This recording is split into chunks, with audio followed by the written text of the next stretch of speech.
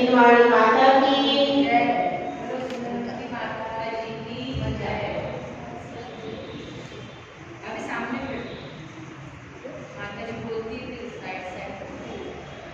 धर्म प्रेमी भव्य इस जीवन के रंगमंच पर हम सब अपने अपने किरदार को निभाते हैं। किरदार को निभाते निभाते हम ऐसा समझने लगते हैं कि हम इस किरदार को ही अपना मान लेते हैं। उस किरदार को निभाने में कोई परेशानी नहीं है, क्योंकि जो आपको आयु वर्ग मिला है, जो गति मिली है, जहाँ पर आपका जन्म हुआ है, वहाँ पर आपको किरदार को निभाना ही है। लेकिन समस्या तब आती है जब किरदार को निभाते निभाते हम उस किरदार में परिणत हो जाते हैं। हम ये भूल जाते हैं कि हम तो सिर्फ इस किरदार को निभाने आए थे। हमें इस किरदार के खत्म होने के बाद हमारा जीवन खत्म नहीं होगा, लेकिन हम ये सोचने लगते हैं कि इस किरदार के बाद हमारा जीवन खत्म हो गया। यही पति मेरा है, यही पुत्र मेरा है, यही घर मेरा है।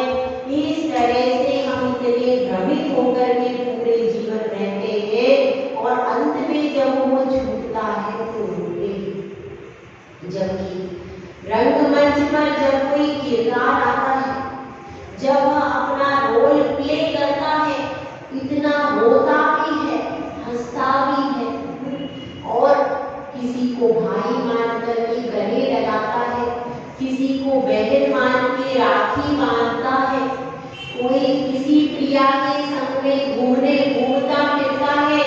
लेकिन जैसे ही वह प्ले खत्म होता है, उसके बाद वह सब कुछ भूल जाता है। वह यह जानता है पूरे प्ले में कि ये सब एक नाटक मात्र है। अगर हम संसार को नाटक समझ करके करते हैं तो कभी दुख का सृजन नहीं होगा। इसलिए इस संसार के रंगमंच पर यह समझो कि हम सिर्फ कुछ समय के लिए किरदार को निभाने आए हैं। बस हमारा रोल है माता का, पिता का, पुत्री का, बहन का, ये सब रोल है, भतीजी का। ये सारा रोल जैसे हमारी आयु पूरी होगी, सारा रोल खत्म होगा और पर्दा जैसे ही गिर जाएगा, उसके बाद यह नाटक दोबारा नहीं होता। जब पर्दा गिर जाता है रंगमंच पर, उसके बाद नाटक क्या होता है? दोबारा नहीं होता। क्या वही नाटक दोबारा होता है क्या उस समय पर? हाँ, उसके बाद कुछ अंतराल के बाद हो सकता है 2 घंटे बाद, 2 दिन बाद या फिर 1 साल बाद, 6 महीने बाद वो नाटक दोबारा होता है। पर वो फिर भी उसमें पात्र जरूर पात्र बदलने के बाद वो नाटक, जैसे चंदनबाला का नाटक हुआ तो पात्र बदलने के बाद नाटक वो ही होगा। पात्रों को बदलना, जिस प्रकार से नाटक में पात्र बदलते हैं तो हमको हर्ष विषाद नहीं होता है। जो अभिनय करता है उसको तो हर्ष विषाद नहीं होता, लेकिन जैसे हम देखते हैं भाई इसकी मां मर गई तो दर्शक रोने लगते हैं। वह दर्शक ये भूल जाते हैं कि ये नाटक है, लेकिन उस किरदार को हमेशा याद रहता है कि ये एक नाटक है। तो रंगमंच के पर्दे पर जैसे वह किरदार अपने रूप को, अपने रोल को जीवंत करता है, इसी तरह से आप भी अपने घर में मान उस किरदार को निभाओ, उसमें डूब न जाओ। तो अपनी बात चल रही है, आचार्य पूज्यपाद भगवंत के चरणों में बड़ी सभा लगी और सायंकालीन सत्र प्रारंभ हुआ। सायंकालीन सत्र में वह प्रश्न कुमार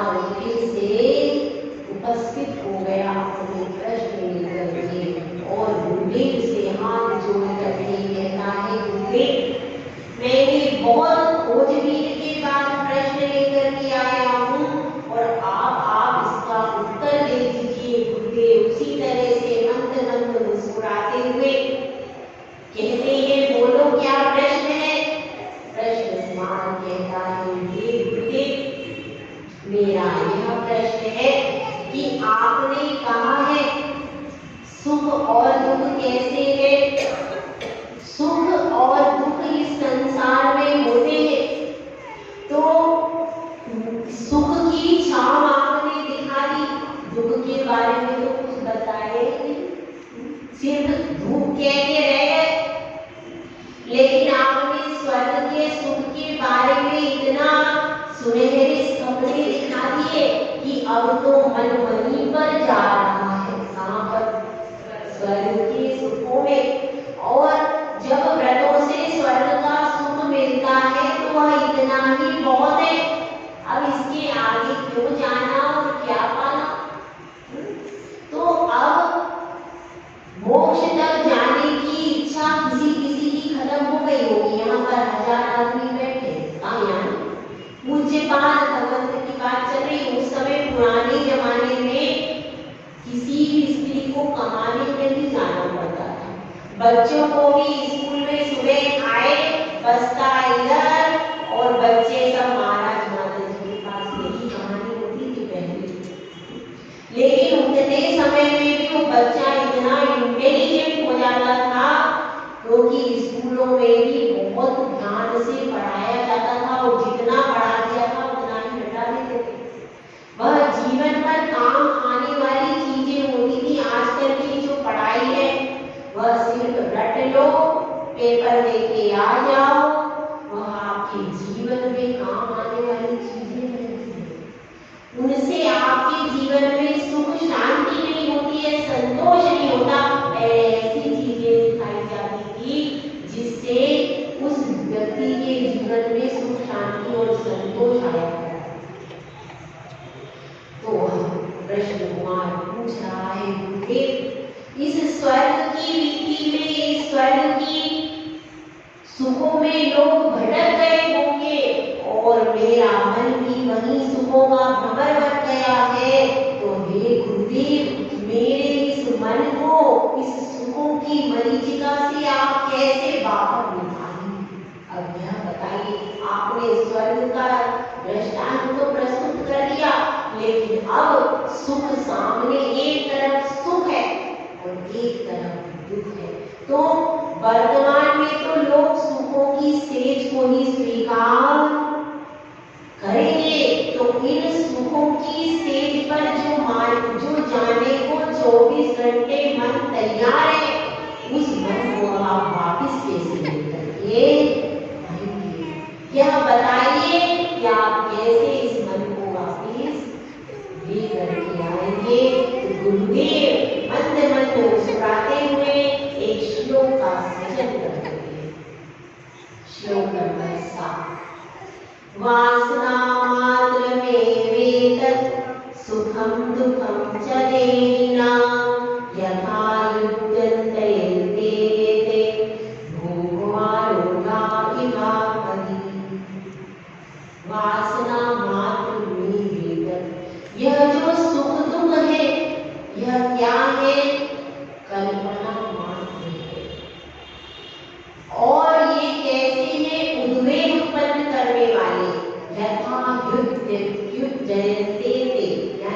युज्यन्ते यानी उद्वेलन करते हैं इस जीव का।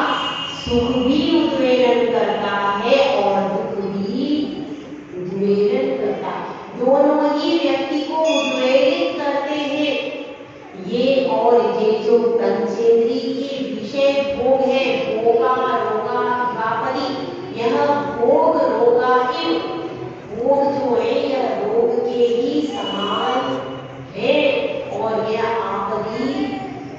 आपत्ति को ही लाते हैं। जब इस तरह का प्रश्न हुआ तो प्रश्न कुमार कहता है कि गुरुदेव आप क्या कह रहे? लगता है आप अधिक समय तक पढ़ने से आपके दिमाग में विभ्रम उत्पन्न हो गया है।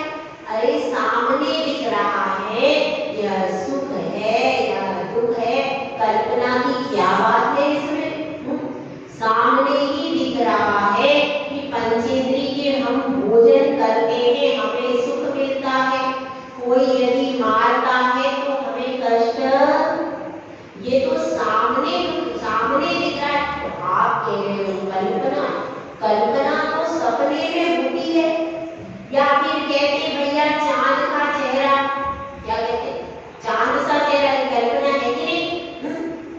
देखिए सबसे ज्यादा मलद्वार किसमें होते हैं? शरीर के कौन से अंग में भैया बताइए, कहाँ होते हैं? सबसे ज्यादा कौन से शरीर के अंग में होते हैं मलद्वार?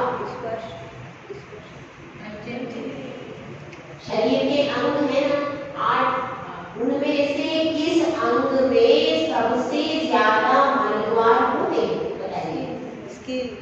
मुख में। ये जो हमारा पूरा मस्तक है, इसी को देख करके शादी करके फेरे दे के लाते हैं, और आपको पता है इसमें सबसे ज्यादा मलद्वार। इसीलिए वो कल्पना निरर्थक है जो कहते हैं चांद सा चेहरा हो। अरे चांद में एक भी मलद्वार नहीं। आपके कितने बताइए? कितने? 2, 4, 5, 6 और 7, इतने तो मलदार हैं। तो गुरुदेव ये सब तो सामने दिखाई दे रहा। आप कहोगे फूल से ओठ थे, चांद सा चेहरा था, नील के समान आंखें, ये सब कल्पना है। मैं मानता हूँ 100%, लेकिन ये तो कल्पना है ही नहीं। सुख, अब सुख तो दिख रहा है ना, भोजन कर रहे, सुख मिल रहा है, भक्ति मिल रही है, कोई यदि हमें मार रहा है तो दुख मिल रहा है, और भी हमें कोई अच्छे वचन बोल रहा है तो उसको सुख मिल रहा है। तो ये सुख और दुख कल्पना कैसे हो सकती है? इस बात को आपको सिद्ध करके बताना पड़ेगा। यदि आप सिद्ध नहीं कर पाए तो वे इसी समय करके चला जाऊंगा। अब गुरुदेव, अब वो सोच रहा था गुरुदेव ने बोल दिया, गुरुदेव सिद्ध कर ही नहीं पाएंगे तो मेरा अब लेकिन पक्का हो गया। बड़ा वो खुश हो गया। अब मैंने कहा पहली बार पहली ही बॉल में मैंने आउट कर दिया, बड़ा खुश होता। तो अब गुरुदेव कहते हैं कि कोई बात नहीं, हम सिद्ध कर देते हैं, हमें कोई परेशानी नहीं है। तुमने कहा है कि वासना या कल्पना, कल्पना कैसे कहते हैं तो हम सिद्ध कर देंगे और तुम्हारे ऊपर ही सिद्ध करेंगे, चिंता। हाँ बोलो। अब वह कहता है सुनो प्रश्न कुमार, तुम अपने घर में बैठे थे, तुम्हारी पत्नी ने बहुत अच्छी खीर बनाई, क्या बनाई? खीर। और अब तुम खाने के लिए बैठे ही थे, इतने में पत्नी ने कहा खाने के लिए आ जाते हैं, कमाते धमाते कुछ नहीं है, क्या कहा? खाने के लिए आ जाते, कमाते धमाते कुछ नहीं है। अब बताओ वो खीर तुम खाओगे तुम्हें कैसी लगेगी? वो बताओ। और फिर भी तुमको भूख बहुत सारी लग रही थी, तो तुमको मजबूरी में तुमने खीर खाई तो है, लेकिन ये बताओ कि जो स्वाद पहले खीर में था वो अब आया क्या? उस खीर को खाने से तुम्हें सुख हुआ कि दुख हुआ?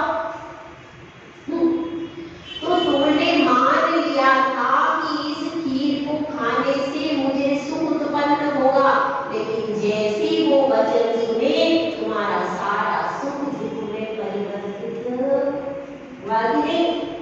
मतलब ना उस खीर में ना सुख था ना दुख था। तुमने पहले सुख मान लिया तो वह तुम्हारे लिए सुख का कारण बन गई, और जैसे ही तुमने दुख माना तो वह दुख का कारण बन गई। तो इसी तरह से सुख और दुख क्या है?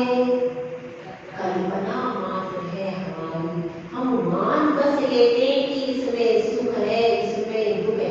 एक बच्चा था छोटा सा, वह बच्चा खेल रहा था, खेलते खेलते उसको चोट लग गई।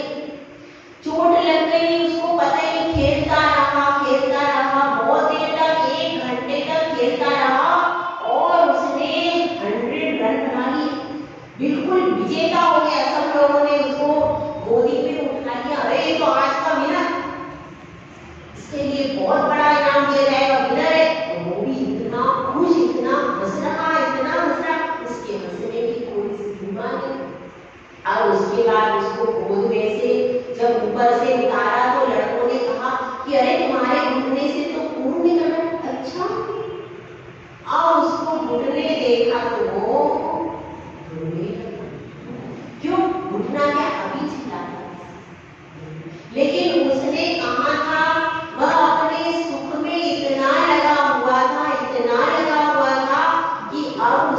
दुख को भी उसने जाना। इसीलिए सुख दुख कल्पना मात्र है, वास्तविक यह सुख दुख, देखिए यह सुख दुख तो मुनिराज को भी होते हैं, उनको भी सुख होता है, उनको भी दुख होता है। गर्मी में, मई जून में अंतराय हो जाए और पूरा जंगल है, चलो पैदल तैयार करो, चलते ही रुक जाते हैं जंगल में,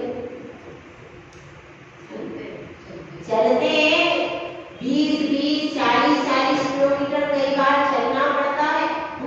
20 किलोमीटर तो नॉर्मल होता है, सुबह 10 शाम 10, तो उसी 20 किलोमीटर में पहले रास में अंतराय हुआ है।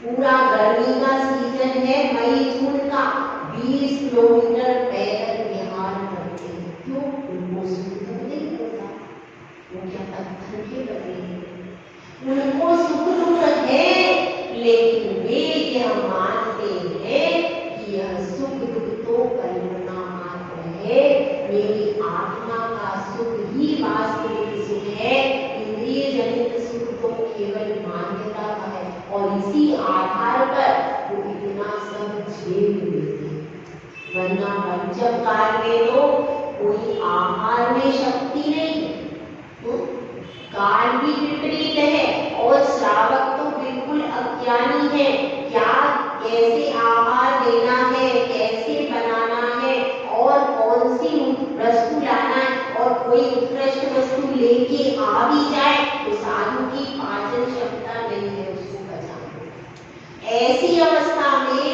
जो साधु चल रहा है उसके लिए आधार क्या है? आत्मा का शाश्वत सुख। इंद्रिय जनित सुख के आधार पर यदि साधु साधना करे तो कर सकता है? नहीं कर सकता, कर ही नहीं सकता।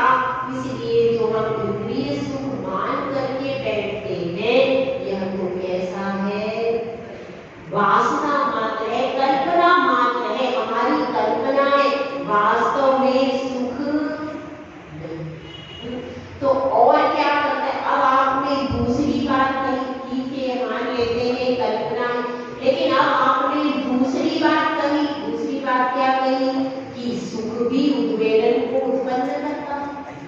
ये बात तो जमी नहीं। हाँ, ये हम मान सकते हैं कि दुख उद्वेलन को उत्पन्न करता है। दुख के कारण हमें आकुलता होती है, जब हमारा कोई इष्ट वियोग हो जाए, अनिष्ट संयोग हो जाए, कोई परिस्थिति विपरीत हो जाए, तो उस परिस्थिति के कारण क्या स्थिति बनती है? हमें तकलीफ होती है और मन में उद्वेग बढ़ जाता है।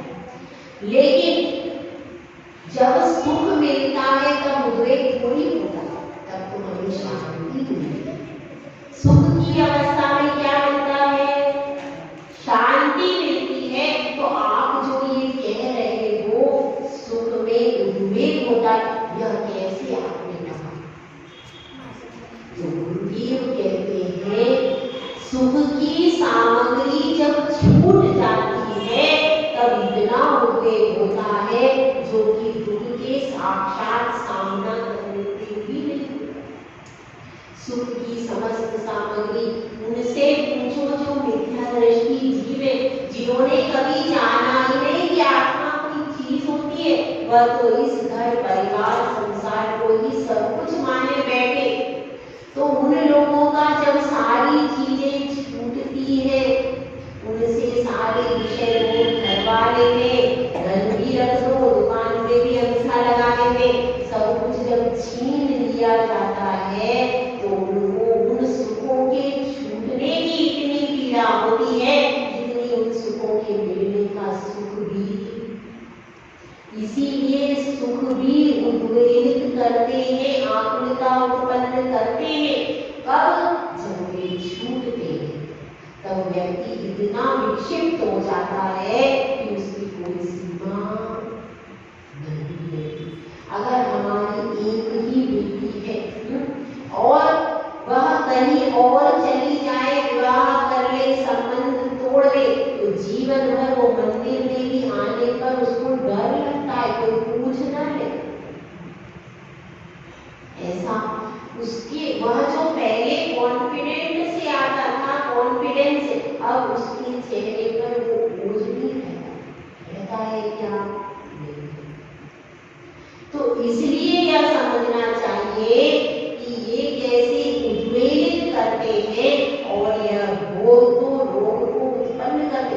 जितना जितना हम भोगते जाएंगे, अगर उसकी अति कर देंगे तो वह रोग का ही सृजन करेगा। एक गुलाब जामुन आप सुबह से लेकर शाम तक खाओ, क्या हो जाएगा? शाम को आपको कोई ना कोई प्रॉब्लम खड़ी जरूर, उसमें भी लिमिट, अगर आपने लिमिट की जरा सी भी लाइन क्रॉस कर दी, वही भोजन जो अच्छा लग रहा है वही आपके लिए रोग की उत्पत्ति में कारण। चाहे आप खटाई की मात्रा बढ़ा दो, मिठाई की बढ़ा दो, नमक की बढ़ा दो, किसी भी चीज की, अन्न की भी बढ़ा दो, 1-2 ग्लास के आपने ऊपर से खा लिए, तुरंत आपके लिए तकलीफ। तो यह भोग सारे रोग का ही सृजन करते हैं, यह तो रोग के समान है। इसलिए इन स्वर्ग के वैभव की तरफ मत देखो, क्योंकि वह तो कैसा है, कल्पना मात्र है। और स्वर्ग के भी जितने देव वे सब सुखी है क्या?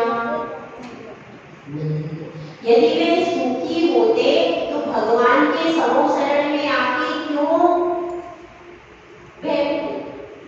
जो सुखी है वो अपने स्थान पर ही आनंद से रहेगा। सिद्ध भगवान सुखी है, वो कभी इधर उधर आते क्या? जिसके पास अपने घर में पर्याप्त धन है वह इधर उधर भीख मांगने जाता है क्या? तो फिर क्यों वह समो शरण में आते हैं? क्यों पंच कल्याण में भगवान के आगे हाथ जोड़कर बैठते? इसका मतलब है उनकी अभी कोई और इच्छा बाकी है, वह अपनी स्वर्ग की पर्याय से संतुष्ट उनको और कोई चीज चाहिए और वे भगवान जैसा बनना चाहते हैं। इसका मतलब ये प्रूव हो गया, स्वर्ग का सुख पूर्ण सुख नहीं है, वह सुख भी टेम्परेरी है। यदि होता तो देव नीचे क्यों आते? यहाँ तो रोग है, यहाँ तो यह सड़ा गला शरीर है, फिर भी वे यहाँ आकर अनंत भगवान को नमोस्तु करते, रीतिधारी मुनियों को नमोस्तु करते। मतलब यह कि वह स्वर्ग के सुख भी कैसे हैं, संयमी जीव के आगे, अनंत सिद्ध के आगे वह स्वर्ग के सुख ठीक है। तो इस तरह से गुरुदेव ने समाधान कर दिया, वह बड़ा चिंतित हो गया है, क्योंकि अब बेटे का संदेशा आया। बेटे ने कहलवाया है कि पापा यदि आप नहीं आए तो मैं दुकान अपने नाम कर लूंगा, फर्जी कागज लिखवा के, फर्जी कागज